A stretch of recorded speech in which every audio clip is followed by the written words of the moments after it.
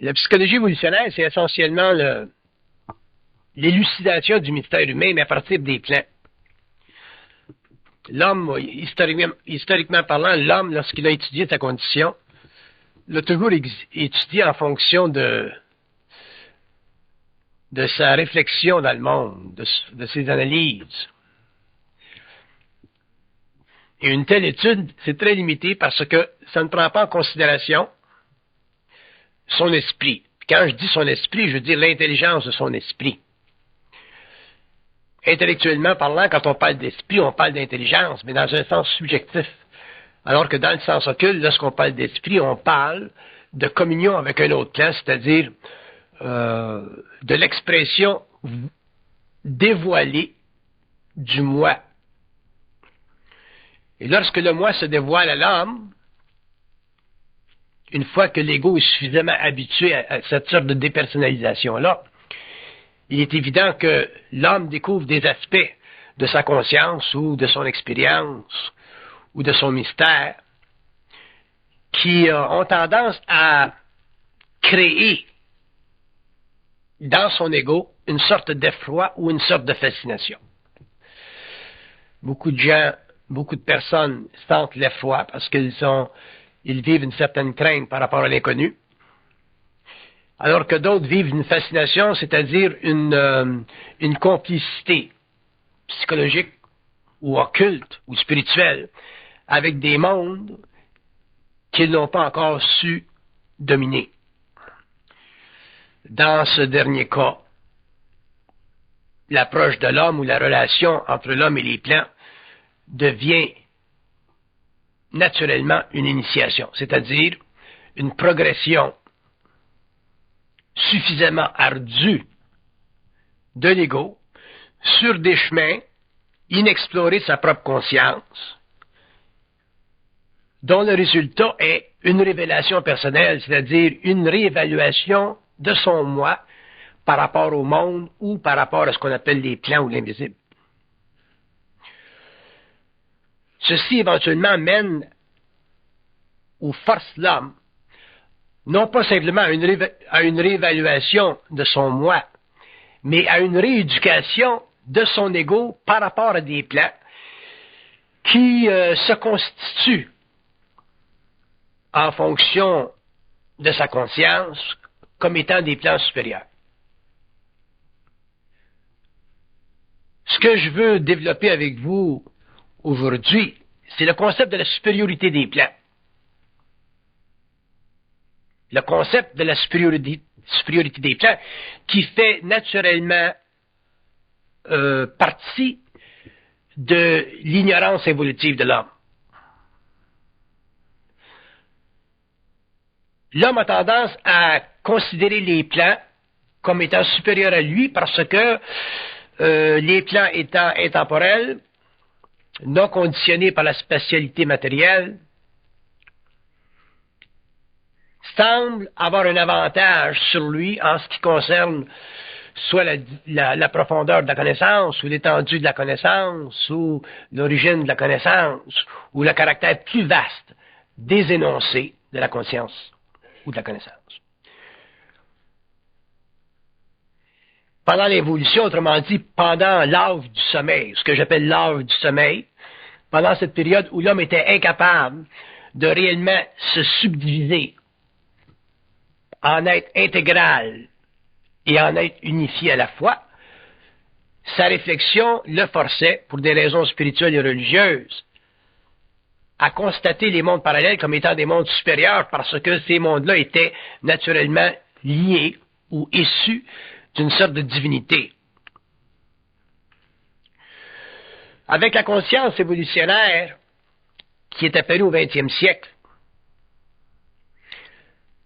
une réévaluation profonde a été faite par certains initiés, par certains hommes, une évaluation qui a donné naissance à une psychologie réellement particulière de l'homme, c'est-à-dire à une science extrêmement occulte de son savoir. Et quand je dis une science occulte de son savoir, je veux dire une science basée, fondée essentiellement sur sa lutte contre l'invisible. autant l'homme de l'involution a été soumis à l'invisible à travers des sentiers spirituels ou religieux ou même occultes, autant l'homme de l'évolution, l'homme dont la psychologie est foncièrement évolutionnaire, autant cet homme-là, ou ces hommes-là, au cours de l'évolution, se sentiront obligés, éventuellement, de réaliser que la nature de l'invisible est foncièrement anti-homme dans la mesure où l'homme n'est pas capable, au tout début de son expérience, de constater les motifs obscurs de son lien avec ces plans-là. Et dans la mesure de certaines expériences qui sont effectivement objectives, certaines personnes, certains hommes, moi j'en suis un, ont pris conscience, dans leur relation avec les plans, que le concept de supériorité qui leur avait été octroyé pendant l'évolution était né d'une faiblesse fondamentale de l'homo sapiens par rapport à l'homme non matérialisé ou l'esprit. Et cette faiblesse fondamentale-là est née ou est le résultat d'une conscience appauvrie par l'amour spirituel, d'une conscience non aiguisée, non aguerrie par la lutte qui résulte de la conscience de la domination des plans sur l'homme. Ce qui est à la source, à l'origine de l'involution, de l'inconscience ou de l'ignorance primordiale de l'humanité par rapport aux sources de toute forme de connaissance.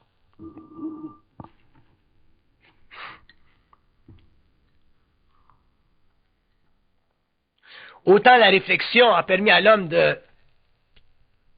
d'observer, de constater ou d'élucider sa relation avec le plan matériel, autant la réflexion de l'homme par rapport au plan invisible ou par rapport au plan occulte de sa conscience a donné naissance à une forme d'assujettissement spirituel ou religieux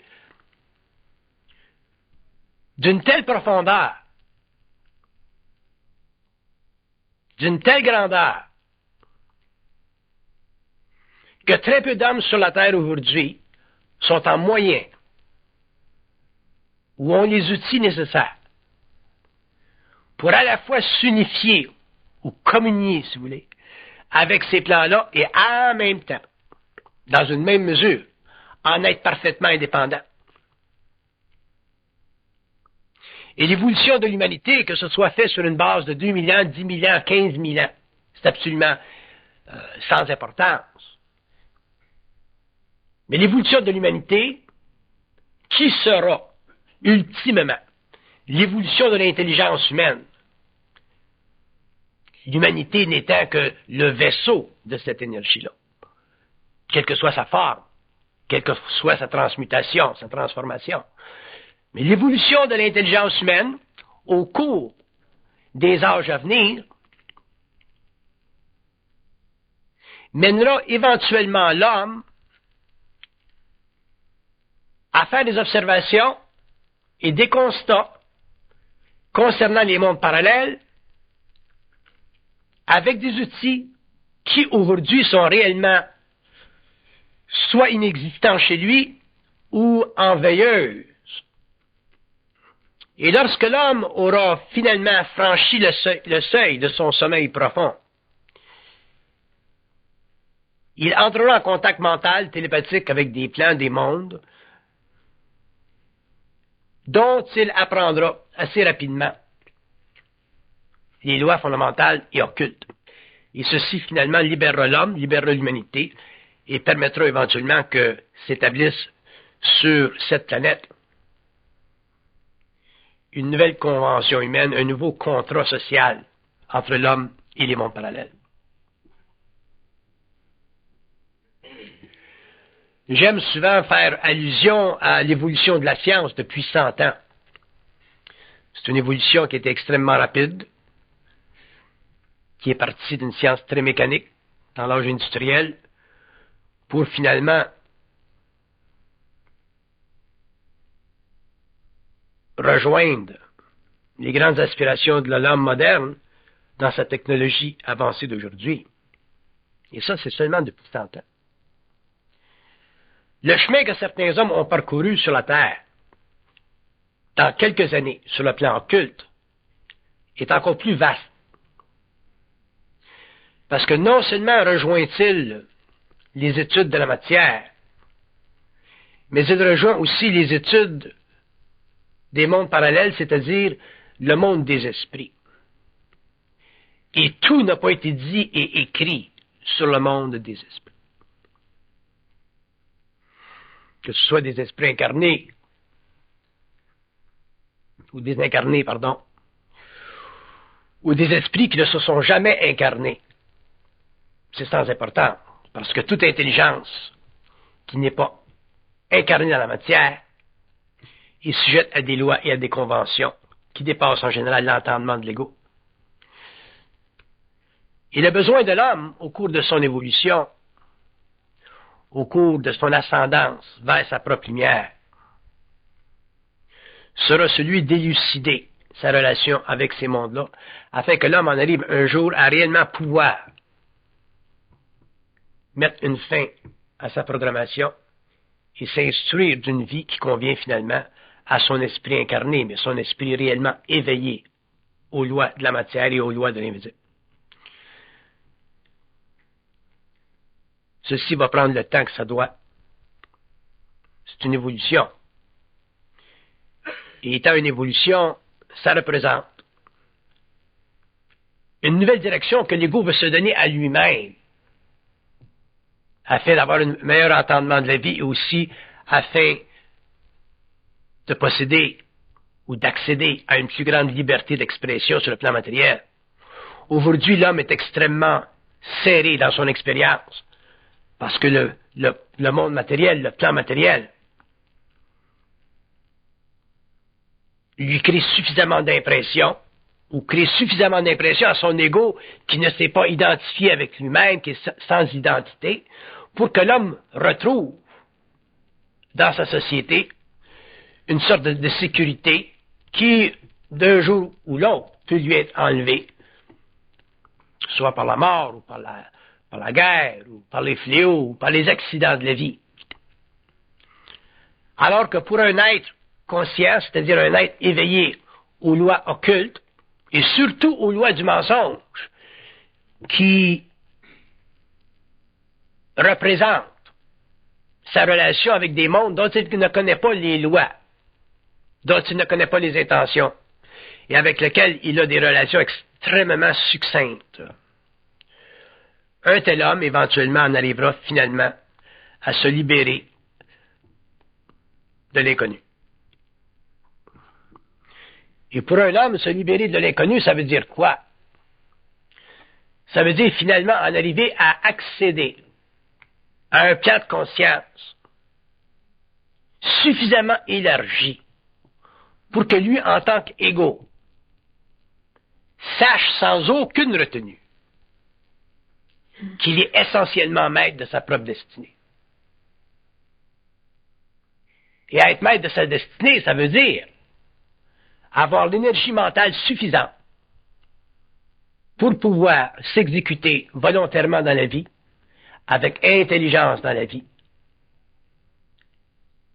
et pouvoir finalement aussi comprendre la valeur intrinsèquement universelle de ce qu'on appelle l'amour, qui aujourd'hui est extrêmement travesti en tant que concept.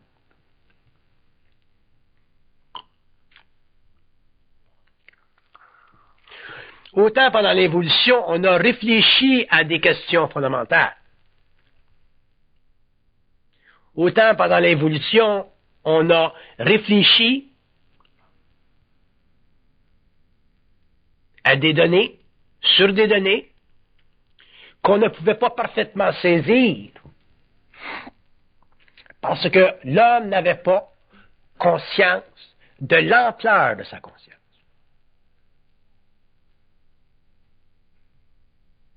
Autrement dit, l'homme n'était réellement pas conscient de sa capacité de s'instruire de lui-même, et cela par une seule voie, celle du démantèlement du mensonge cosmique dans sa conscience, qui dérive de son lien occulte, soit avec le plan astral, ou soit avec le plan mental, créant pour lui l'illusion psychologique d'une certaine connaissance extrêmement refroidie, alors que dans l'évolution, l'homme aura une connaissance extrêmement dynamisée, instantanée, non renouvelable, mais infinie, parce qu'il aura la conscience imprimée dans le pouvoir de sa parole. Et cette conscience imprimée dans le pouvoir de sa parole fera partie de la dynamisation de son moi, de son ego, de son intelligence matérielle, par rapport au monde matériel ou par rapport à l'invisible. Et à partir de ce moment-là, l'homme cessera sur la terre d'appartenir ou d'avoir des liens retardataires avec la mémoire de sa race ou avec les systèmes idéologisés d'une conscience de masse vouée à l'extinction intellectuelle.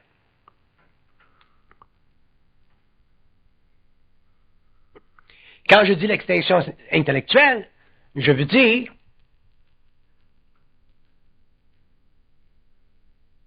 que quels que soient les talents de l'homme en tant qu'être mécanique, quels que soient les talents de l'homme en tant qu'être pensant mécaniquement, ces talents-là l'enfermeront toujours dans une enveloppe dont les murs deviendront de plus en plus opaques, parce que la lumière se retire quand trop d'intellect intervient dans la conscience. Et vous n'avez pas besoin d'aller très loin pour faire le constat de ceci. Si on regarde le mouvement nazi en Allemagne dans les années 30-40, si on regarde le développement technique, le génie organisationnel du Reich allemand, si on regarde la puissance volontaire de son chef, si on regarde la dynamique militaire de son peuple, ce que l'on a pu construire dans quelques années pour défier finalement l'alliance occidentale, judéo-chrétienne, on réalise très bien que l'intellect, l'intelligence intellectualisée ou mécanique n'est pas à l'abri de la noirceur. Et n'est pas une preuve de lumière chez l'homme.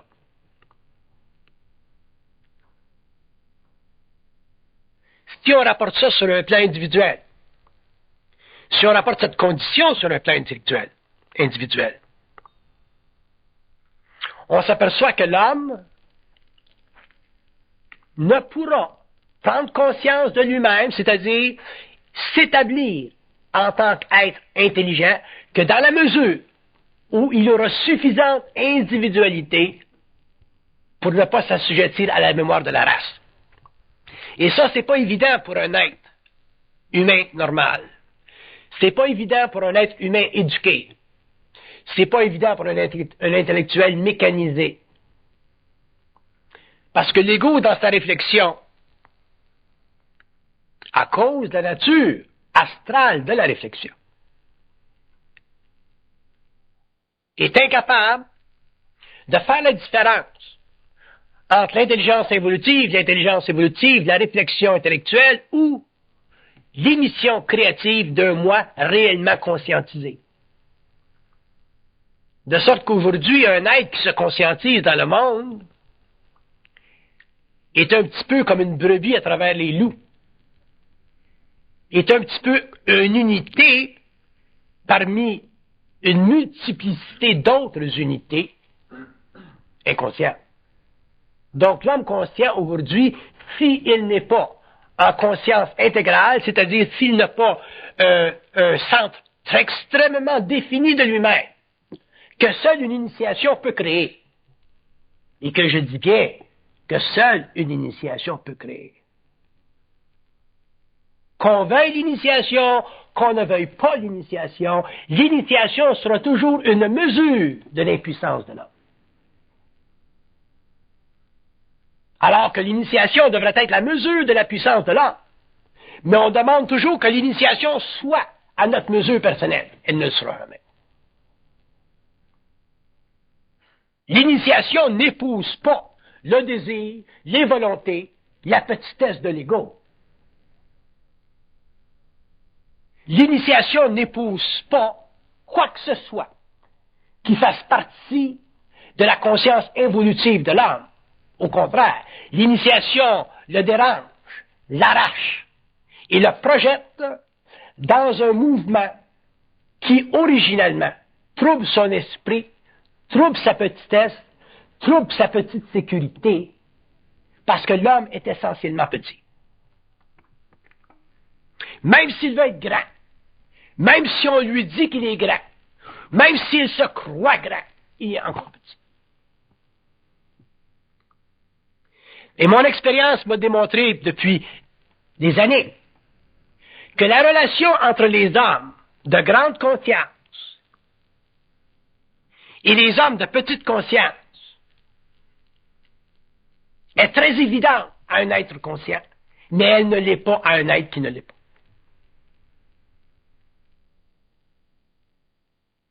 De sorte que l'homme en évolution de conscience, ou un être qui est en évolution de conscience, non pas pour des raisons sociales, non pas pour des raisons philosophiques, mais pour des raisons de transformation profonde de lui-même, qui, semblera-t-il, est le but original de tout homme qui cherche.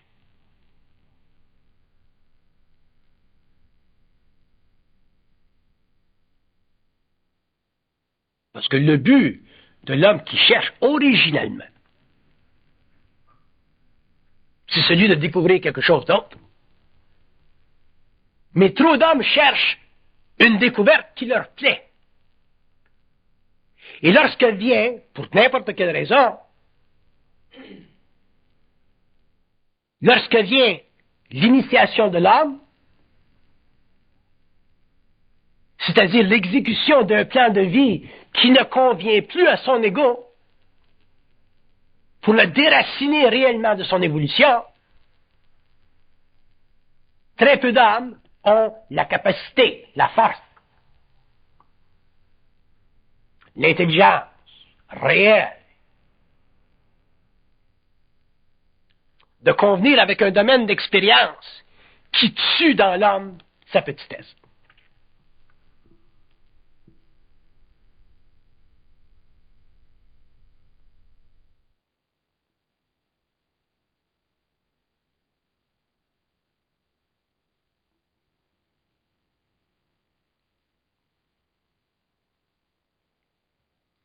Pendant l'évolution, l'homme a été abusé par les religions, a été abusé par les sectes, a été abusé par différentes idéologies, non pas volontairement,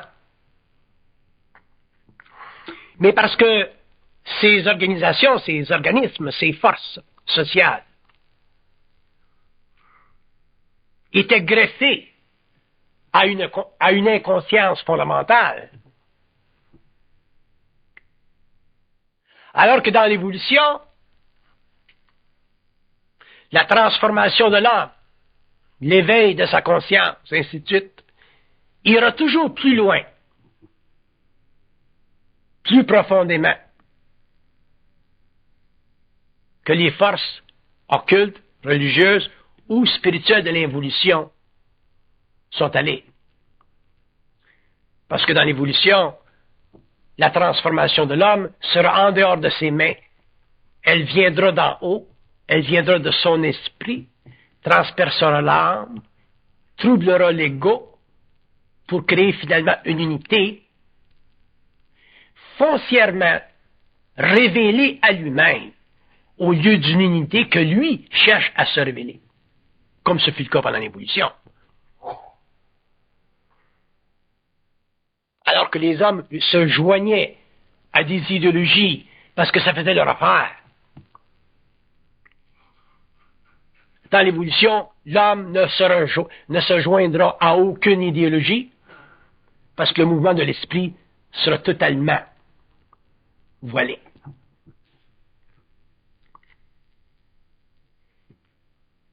Mais ça, c'est simplement un aspect de cette transformation future de l'homme. Et dans la mesure où l'ego aura finalement apprivoisé les forces occultes en lui. Et quand je dis apprivoiser, je veux dire dominer les forces occultes en lui, qui pendant l'évolution l'avaient dominé.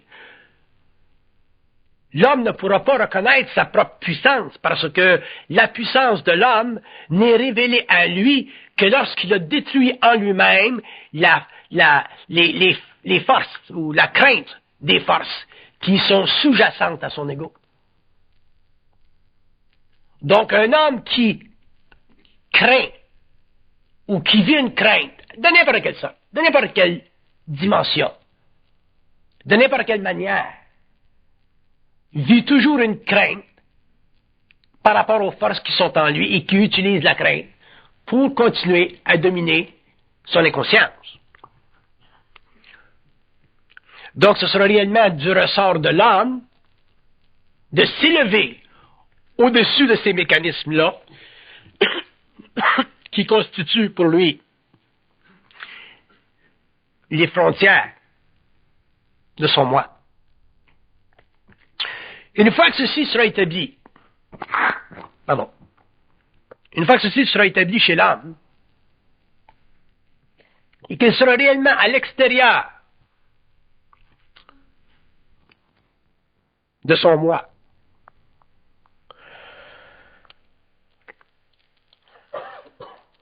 à l'extérieur du cercle qui constitue son identité psychologique, l'homme entrera dans une autre sphère qui constituera son identité universelle, et à ce moment-là, l'homme pourra commencer à contester, à éclairer, à développer, à exprimer ce qui n'a jamais été pensé par lui en tant qu'être de l'évolution. Et c'est à ce moment-là qu'on aura finalement dans le monde accès à des connaissances, que des hommes apporteront dans le monde des connaissances qui n'ont jamais été vérifiées, qui ne seront jamais vérifiées que par l'homme lui-même, des connaissances qui seront suffisamment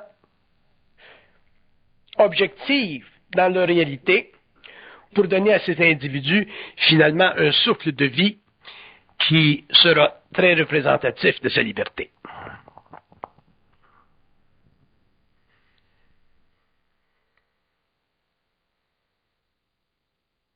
Alors le problème de l'homme, ou les quelques problèmes de l'homme, se situent de la façon qui suit. Premièrement, l'homme a extrêmement besoin dans la vie d'être sécurisé. Au lieu de se créer sa sécurité, il a besoin d'être sécurisé par n'importe quel mécanisme que lui offre sa société.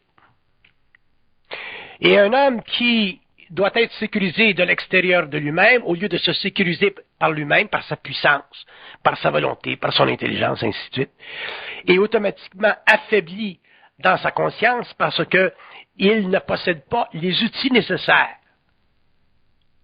pour se révéler à lui-même. Et qu'est-ce que ça veut dire, se révéler à soi? Se révéler à soi, ça veut dire, finalement, s'élever au-dessus de la conscience de la masse ou de sa race pour pouvoir, seul, constater, contempler sa relation avec des mondes qui, pendant l'évolution, ont violé son esprit pour des raisons de loi d'involution, pour des raisons cosmiques, pour des raisons systémiques,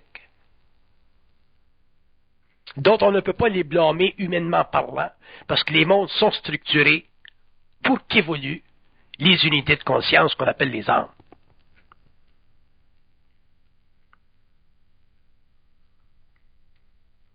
Tant qu'un homme n'est pas arrivé au point où il peut, par sa propre parole,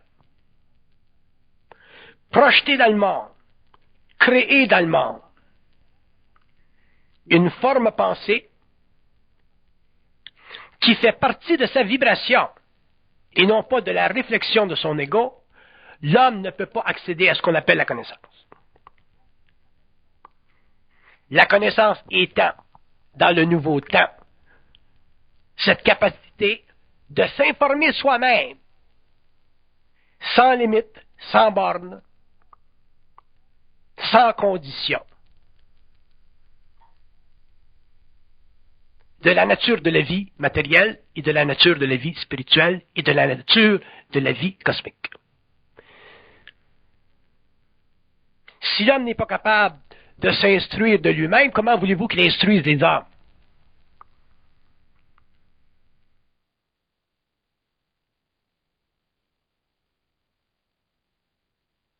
Et si l'homme ne sent pas quand il parle aux hommes qu'il libère les hommes, mais sent plutôt quand il leur parle qu'il les asservit d'une manière ou d'une autre, s'il ne voit pas la différence entre la mise en liberté de l'homme et l'asservissement de l'homme, il ne peut pas lui-même être libre.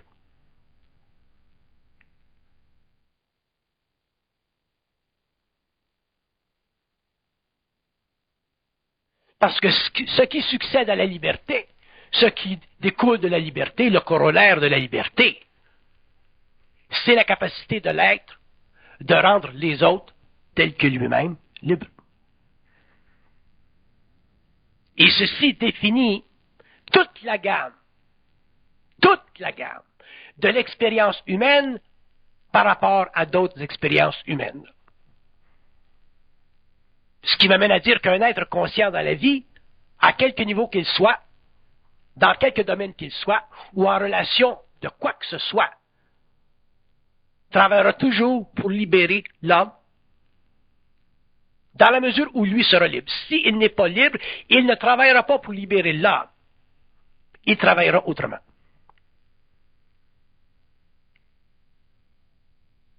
Et s'il ne travaille pas pour libérer l'homme, il ne fait pas partie de ce qu'on appelle, pour des raisons purement didactiques, d'une race racine, c'est-à-dire d'un mental renouvelé, c'est-à-dire d'une intelligence créative, c'est-à-dire d'un moi universalisé, c'est-à-dire d'un moi capable de se souffler sa propre vie mentale.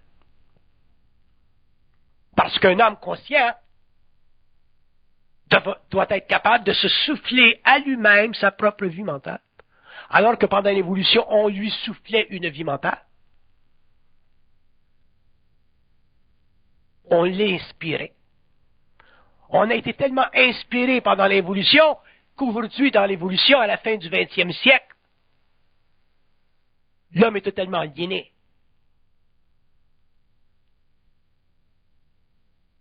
Donc, un homme qui ne peut pas se souffler à lui-même une vie mentale, c'est-à-dire se créer pour lui-même et ses amis, ses frères, les hommes, une vie mentale qui constitue en soi l'exercice de sa volonté mise à la disposition d'une humanité qui doit, avec le temps, s'affranchir de ce qu'on appelle le mensonge cosmique, c'est-à-dire des conditions involutives d'une programmation totalement astrale. Un tel homme ne peut pas se considérer libre. Parce qu'il n'y a pas dans la liberté réelle, dans la liberté systémique de l'être, il n'y a pas de conditions qui permettent à l'homme de se suffire à lui-même sans suffire aux autres.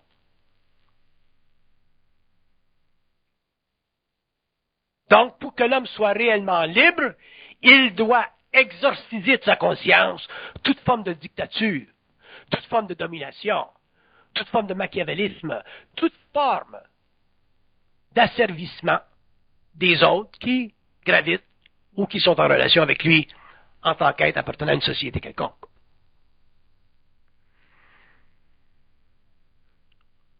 Mais si l'homme n'est pas capable de se souffler sa propre vie, c'est-à-dire devenir pour lui-même, par lui-même, son propre philosophe, son propre maître, son propre ci, son propre ça, s'il n'est pas capable instantanément d'établir les conditions fondamentales d'une existence éveillée, que tous les hommes, de par leur expérience, en relation avec la sienne, conviendront ou conviendraient qu'une telle forme de liberté réelle, parce qu'ils ont suffisamment de conscience pour, par eux-mêmes et pour eux-mêmes, s'éveiller à une telle liberté et devenir à la fois les juges et les jugés, il n'y a pas pour l'homme de liberté sur la terre.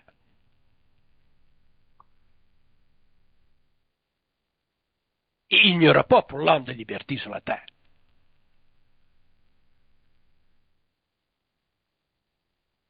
Parce que la liberté dont parle l'homme de l'évolution, la liberté que l'on retrouve dans la codex d'une instruction universelle, n'est pas fondée sur l'approbation ou la désapprobation des autres. Elle est fondée sur la gestion de son propre patrimoine, sur la gestion de nos propres énergies, gestion suffisamment aiguisée, intelligente, équilibrée, pour que l'homme en tant qu'être réalise instantanément, lorsqu'il est en expression relationnelle par rapport aux hommes, qu'il réalise qu'il affranchit toujours quelqu'un en relation avec lui. Si l'homme dans sa vie, dans son action, n'affranchit pas quelqu'un, mais le désaffranchit, l'asservit, pour des raisons moins grandes, plus idéologisées, plus fictives, plus astrales, l'homme n'est pas libre.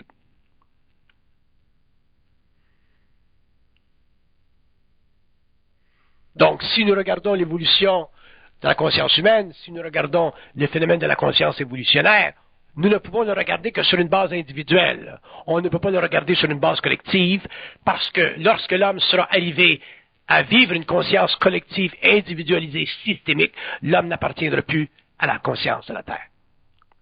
Ce sera l'évolution de la période jupitérienne, et les hommes ne seront plus ce qu'ils ont été, c'est-à-dire des animaux intelligents.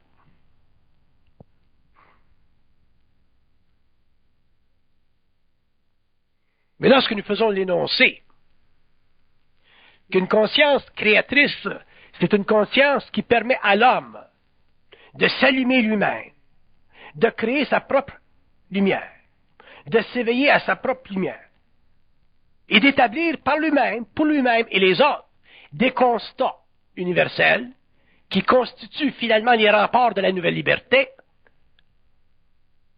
ça implique, pour tout être en évolution, une réévaluation de sa relation psychologique avec sa civilisation.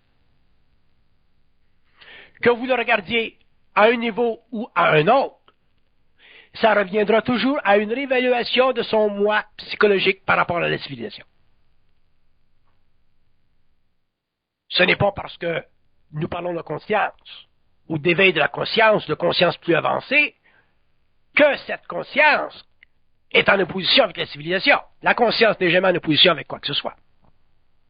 Par contre, une conscience éveillée et totalement éveillée est capable de définir sa relation avec les civilisations, d'apposer les conditions qui lui plaît dans sa relation avec le monde. Sinon, l'homme est assujetti astralement à la configuration psychologique de la conscience de sa race, et l'ego n'est pas capable de s'éveiller à sa propre réalité, c'est-à-dire d'établir lui-même, par lui-même, pour lui-même et pour les hommes, la fondation d'une nouvelle liberté.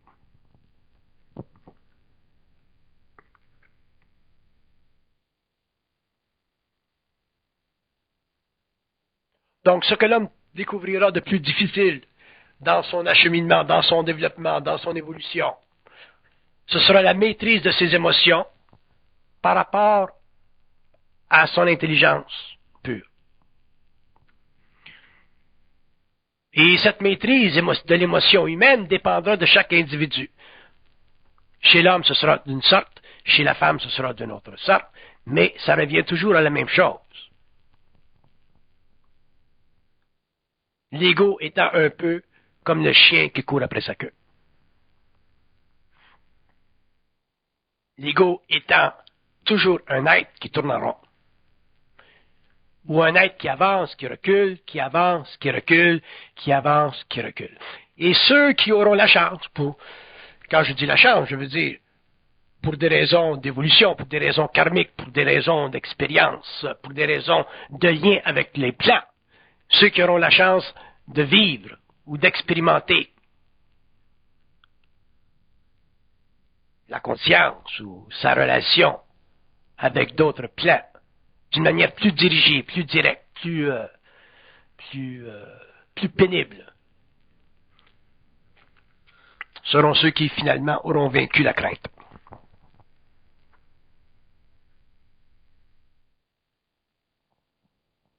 Parce qu'on ne vainc pas la crainte par soi-même. On ne vainc pas la crainte parce qu'on veut la vaincre. On vainc la crainte lorsqu'elle nous est imposée, créée, dans toute sa dimensionnalité, et maintenue à l'écart de notre réalité par notre propre lumière. L'homme ne pourra jamais grandir en conscience, et s'élever en conscience, ou devenir, appelez cela ce que vous voulez, universel, conscient, voyant, totalement voyant, ainsi de suite. L'homme ne deviendra pas ce qu'il est, c'est-à-dire un être systémique dans une matérialité, tant qu'il n'aura pas conquis la crainte. Et la crainte de l'un n'est pas la crainte de l'autre, mais la crainte sur la terre est universelle. L'évolution a créé la crainte, constitué la crainte, développé la crainte, maintenu la crainte pour dominer l'homme. L'initiation solaire de l'âme fera face à ses craintes, forcera l'homme à faire face à ses craintes. Et aucun homme qui est mis face à ses craintes ne peut ne pas prendre conscience de ses craintes. Il y a des niveaux d'expérience, il y a des mouvements de la lumière dans les recoins de l'homme, dans les recoins de l'âme, qui forcent l'ego à finalement admettre que, dans cette condition, en relation avec cet événement, il y avait en moi de la crainte.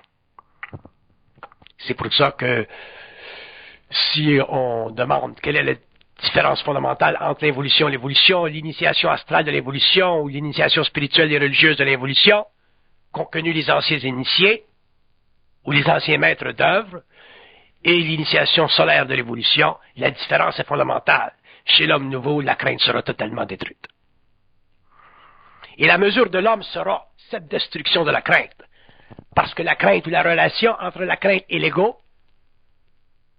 demeure le lien occulte entre l'homme et le plan astral. L'homme retournera au plan de la mort, autrement dit au plan de la mort noire, c'est-à-dire au plan astral, parce que la crainte en lui exercera son pouvoir magnifique, qui est celui de l'attirer vers la chaleur, c'est-à-dire la fausse liberté, la fausse identité. Alors que pour l'homme nouveau, pour l'homme conscient, pour l'homme éveillé, pour l'homme qui sera demain quelque chose qu'on ne connaît pas aujourd'hui, la crainte, et je parle de la grande crainte, la crainte de la mort, la crainte de l'inconnu, la crainte des forces, la crainte de sa relation avec des anciennes divinités, qu'on appelait des guides spirituels ou qu'on appelle des ajusteurs de pensée, la crainte quelconque, cette vicieuse putréfication de l'élément fondamental de la vie dans l'homme qu'on appelle la lumière, cette vicieuse putréfication, l'homme conscient la rejettera dans sa lutte foncièrement étroite avec ce qu'on appelle l'occulte, c'est-à-dire les forces qui ont dominé l'ego et qui ont créé pendant l'évolution le caractère luciférien de l'homme planétaire. Et nous n'employons pas le terme luciférien dans le sens religieux classique du terme. Nous employons le terme luciférien dans le contexte cosmique systémique de l'incarnation de l'âme dans une matérialité où l'âme puise dans la mort les forces nécessaires pour s'exercer dans la matérialité et connaître ce que nous appelons l'expérience planétaire. Tout ceci fait partie du caractère luciférien de l'homme, c'est-à-dire du caractère systémique d'une lumière qui ne peut pas dans l'homme s'éveiller par elle-même parce qu'elle est forcément liée, contrôlée, dominée, enveloppée dans une condition planétaire qu'on appelle la crainte. Et que vous regardiez, que vous soyez de n'importe quel cadran, que vous soyez de n'importe quel secte, que vous soyez de n'importe quelle religion, de n'importe quel peuple, de n'importe quelle croyance ou race, que vous soyez éduqué ou non éduqué, riche ou pauvre, puissant ou non, vous connaîtrez toujours la crainte. Parce que la crainte fait partie de la relation entre l'homme et un inconnu qu'il n'a pas dominé, c'est-à-dire du mensonge qui existe en lui, qui fait partie de son opacité, qui fait partie de son ignorance et qui fait partie du fait qu'il n'a pas encore maîtrisé en lui-même son propre esprit.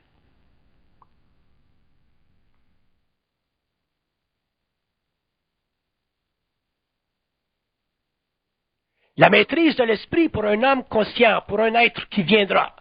La maîtrise de l'esprit pour cet être qui s'engendre par sa propre parole, qui engendre par sa propre parole. Cette maîtrise ne peut venir que d'une lutte fondamentale entre son esprit et d'autres niveaux d'esprit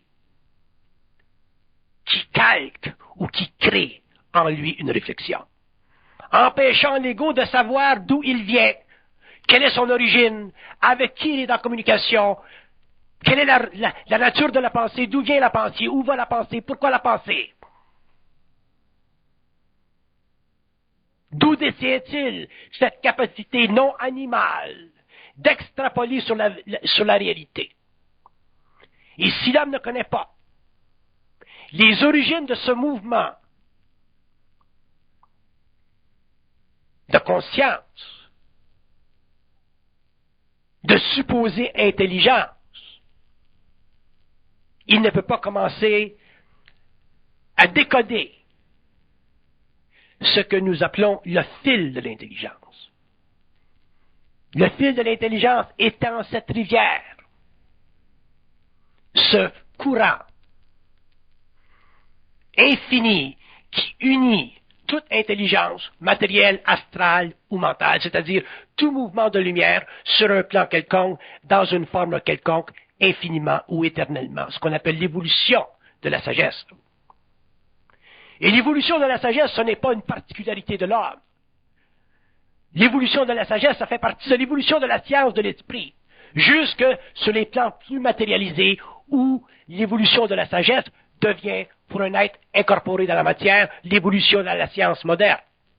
Il y a une relation entre l'évolution de la sagesse sur le plan systémique cosmique et sur le plan purement matériel, où on l'appelle, où on lui donne le nom de science matérielle. Et l'évolution de cette sagesse ne fait pas partie de l'exclusivité de l'homme. Elle fait partie d'un mouvement qui unifie les différents plans de sa réalité et qui donne à ce qu'on appelle l'homme, c'est-à-dire l'ego incarné ou l'ego inconscient, l'impression d'être intelligent. Impression qui est à l'origine de l'orgueil traditionnel, classique, biblique, que l'on a personnifié comme étant le lien luciférien. Lien qui est à l'origine de la conflagration des égaux, qui a donné naissance aux guerres, aux conflits et à la scission des peuples et des nations et des races, pour des raisons d'expérience de l'âme, raisons qui, au cours de l'évolution future, quelle que soit l'étape, la chronologie des temps, forceront l'homme à reconstituer son unité avec les mondes afin de ramener dans l'histoire de sa civilisation une unité qui, finalement, servira toute l'humanité au lieu de simplement enrichir une élite.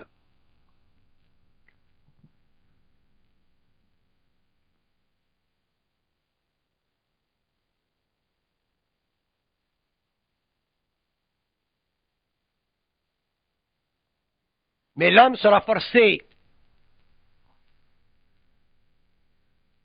de réaliser un jour, au cours de son évolution, que la progression de son intelligence, le développement de son intelligence, de sa conscience, est vouée ultimement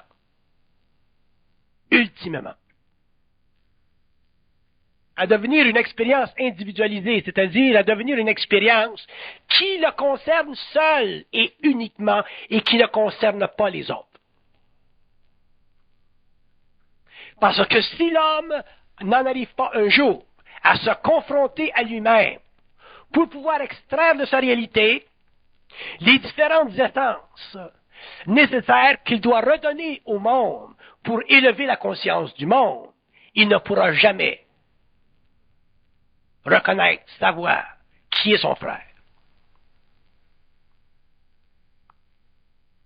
Si l'homme ne peut pas extraire de sa conscience ces essences qui font de lui un être réellement extraordinaire, et quand je dis extraordinaire, je veux dire au-dessus de l'ordinaire, unique en soi, pour lui-même par rapport à lui-même, étincelle qui jaillit du fond d'un inconnu qu'on appelle son mystère humain, l'homme ne pourra pas donner à la vie, à la société, à ses frères, une extension de ce qu'il est, c'est-à-dire sa sagesse. Et si l'homme ne peut pas donner à l'homme sa sagesse, cette vraie sagesse qui est le résultat d'une démonstration personnelle, de son lien universel éveillé et renouvelé, en relation avec lequel il ne vit plus de mensonges, parce qu'il a lutté pour se déshabiller d'un vêtement qu'on lui avait imposé pendant l'évolution, vêtement qu'on appelle la pensée réfléchie, l'homme ne pourra pas créer dans le monde cette nouvelle unité de conscience, cette relation avec l'être semblable à lui qu'on appelle l'homo sapiens. Donc l'homme demeurera un être sans identité. Et un être sans identité, c'est un être qui n'est pas capable, qui ne peut pas dire non à son impuissance. Et qui découvrira toutes sortes de raisons pour se garder dans l'impuissance. Parce que son ego sera suffisamment puissant pour lui enlever les ressources nécessaires à sa liberté. L'âge de la réflexion est fini, l'âge de la philosophie est terminé, l'âge des religions tire lentement à sa fin. Tant qu'il y aura des religions, tant qu'il y aura des ignorants, il y aura des religions. Et lorsque nous parlons d'ignorants, nous ne parlons pas d'ignorants dans le sens péjoratif du terme. Nous parlons de ceux, des hommes sur cette planète, des races, des mémoires sur cette planète, qui ne sont pas encore éveillés à elles-mêmes. Que l'homme ait un doctorat ou qu'il n'ait pas de doctorat, ça ne fait pas de lui un être moins ignorant que l'autre. Et je connais des hommes dans le monde, qui sont moins éduqués que d'autres, qui sont sans sommité intellectuelle et qui ont plus de sagesse que le plus instruit des docteurs.